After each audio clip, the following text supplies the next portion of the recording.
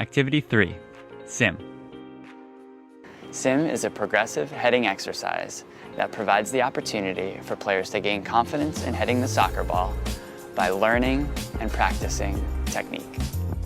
In Sim, players start in pairs, each pair occupying a 6x6 yard box within the aerial grid. One ball per pair. Sim begins with an activity for players to identify the primary forehead-to-ball contact point used in purposeful heading.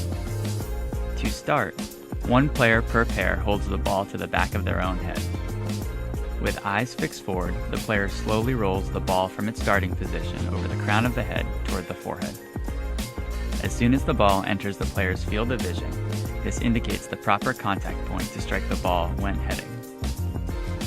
Although additional parts of the forehead can be used to head the soccer ball, the center of the forehead at the hairline is a natural place to start for youth players. Players change roles and repeat the exercise. Sim's heading progression consists of 4 stages, each with an increasing level of complexity. In pairs, players work to complete 3 of 4 stages each aerial session. Coaches choose exercises based on players' readiness to take on more.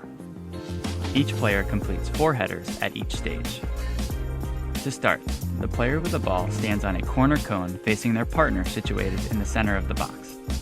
For each heading progression exercise, kneeling, standing, jumping, and moving, players start in this position. One player serves the ball for their partner to head back to hands, always from the center of the box. Stages include kneeling. Players first focus on bringing their torso back early and tucking chin to chest. Then players pull from the core to snap their torso forward to strike through the ball with the forehead. To ensure a proper follow-through, players fall to the ground with their hands. Standing. Players focus on adding the lower body, knees bent, feet staggered and shoulder-width apart. Players complete 2 headers, each with the left and right foot forward. Jumping. Players work to develop proper aerial timing and the sequence of elevating, bringing the torso back, and then snapping the torso forward. Moving.